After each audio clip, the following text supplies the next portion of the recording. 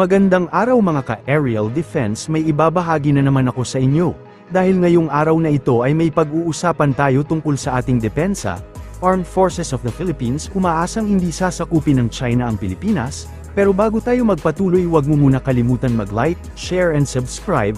Mag-comment ka na rin kung taga saan ka para alam namin kung saan umaabot ang aming video. Naniniwala ang Armed Forces of the Philippines na walang intensyon ang China na sakupin ang Palawan o buong Pilipinas, sa kabila ng malaking bilang ng barko ng China na monitor sa West Philippine Sea sa mga nakalipas na linggo. Sa huling bilang, 203 samet-saring barko ng China ang namonitor sa loob ng Exclusive Economic Zone ng Pilipinas, ayon kay Philippine Navy spokesperson for the West Philippine Sea Rear Admiral Roy Vincent Trinidad.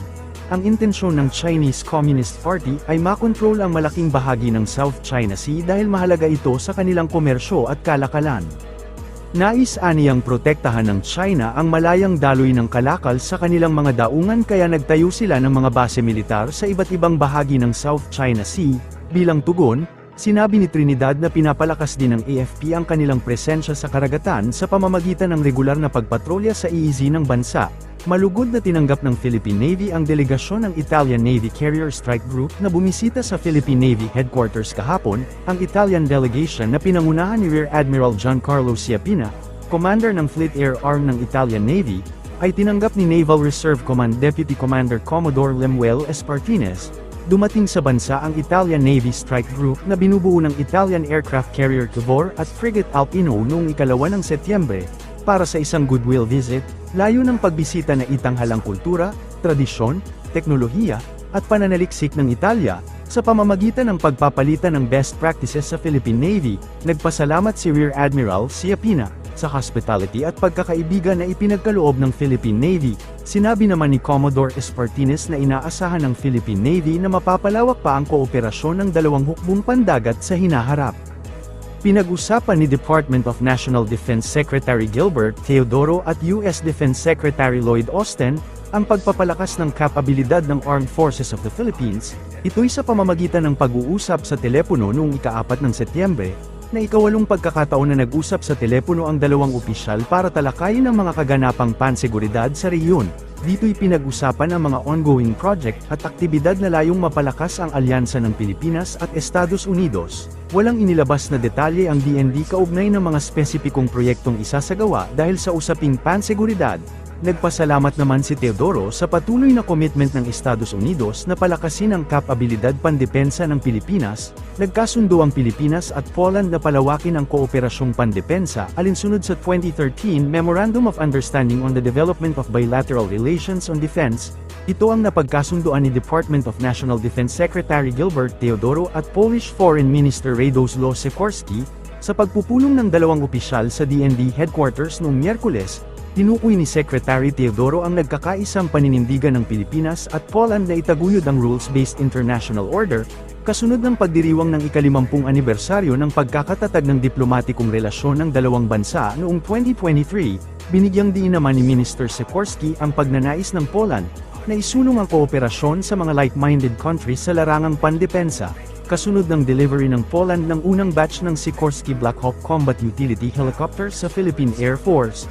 Pinag-usapan din ng dalawang opisyal ang iba pang posibleng larangan ng kooperasyon ng dalawang bansa.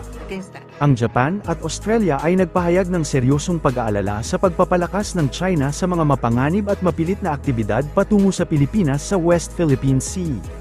Ang pahayag ay inilabas pagkatapos ng 2+2 ministerial meeting sa pagitan ng Australian Foreign Minister Penny Wong, Japanese Foreign Minister Kamikawa Yoko, Australian Defense Minister at Deputy Prime Minister Richard Marles, at ng kanyang counterpart Japanese Defense Minister na si Kahara Minoru sa Victoria, Australia noong ika-5 ng Setyembre. Inulit ng mga ministro ang kahalagahan ng kalayaan sa pag-navigate at overflight at ang mapayapang paglutas ng mga hindi pagkakaunawaan, at muling iginiit na ang 2016 South China Sea Arbitral Tribunal Award ay pinalat legal na may bisa sa dalawang partido. Sa panahon ng pagpupulong, ang dalawang estado ay sumang-ayon na palawakin ang pakikipagtulungan sa seguridad, upang isama ang lahat ng mga tool ng statecraft upang makatulong na maiwasan ang hidwaan at mapanatili ang kapayapaan at katatagan sa Indo-Pacific.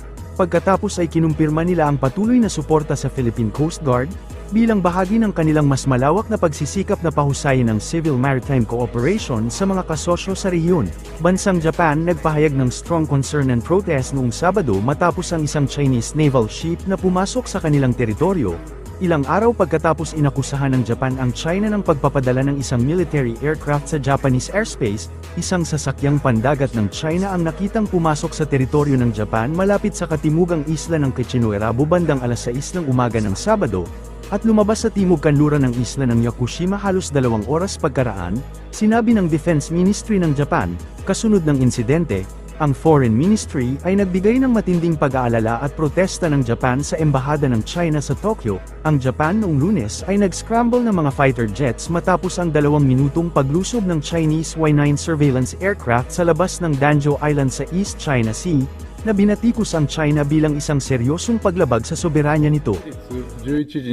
This is the first time we have confirmed and publicly announced a breach of our airspace by a Chinese military aircraft since we began taking measures against acts violating our airspace.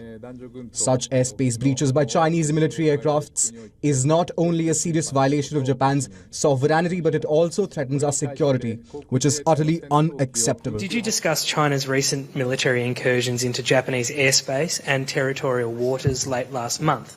And what's your joint message to China on this conduct? Well, I might lead if that's all right, Manoru. We did speak about the recent incursions by the PLA into Japanese sovereign territory, and we certainly expressed our support for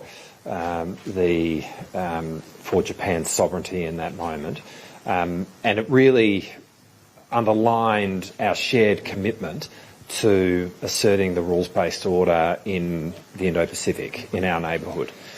So much of what both of our defence forces are doing is ensuring that what we understand as the rules-based orders, concepts like freedom of navigation, the UN Convention on the Law of the Sea, but also countries' territorial integrity, are upheld and maintained. And we see a huge part of our cooperation going forward as being asserting that rules-based order and sending a very clear message that that is what both Japan and Australia stand for. But to be frank, not just Australia and Japan, the countries of the region and indeed the world want to be in a world where disputes are resolved not by power and might, but by reference to international law. Consultations this time.